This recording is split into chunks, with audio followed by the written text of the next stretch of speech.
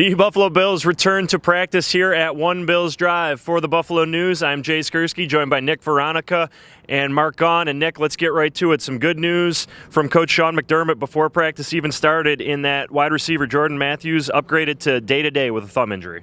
That was surprising. You figure it was 2 weeks ago from yesterday that he broke his thumb. He had surgery 2 weeks ago from today.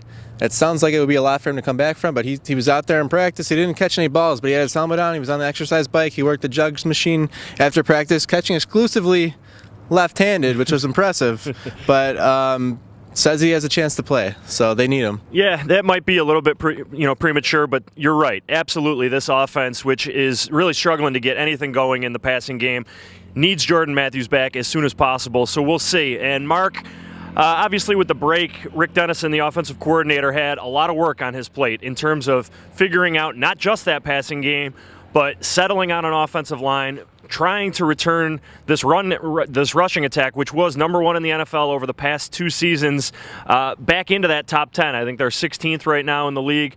What do you think needs to happen offensively, Mark, to sort of make those corrections moving forward?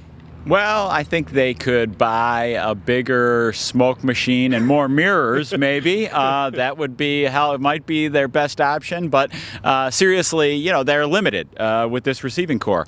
And I think when you look, you can't separate the running numbers from the passing numbers. I mean, the running numbers aren't good enough because the passing game isn't much of a threat. So, no Charles Clay. It's a huge loss. Nick O'Leary, Sean McDermott, and Rick Dennison rightly give him credit for catching the ball well. He does catch the ball well, but he doesn't stretch the field well.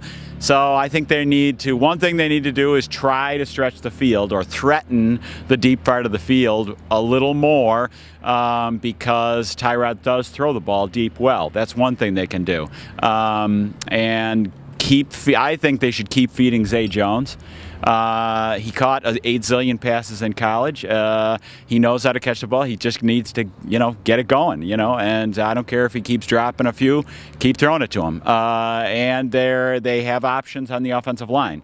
So we'll see what they do about that. Cordy Glenn now will have a second week in straight of actual practice.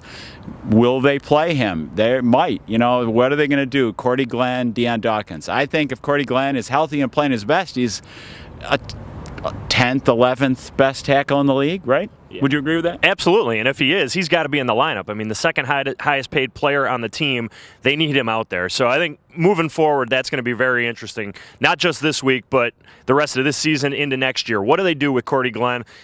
Similar to what do they do with Marcel Darius? That's an issue for another time and another day, though. So the Bills will take Tuesday off, return to practice here Wednesday. Of course, we'll be here for more then.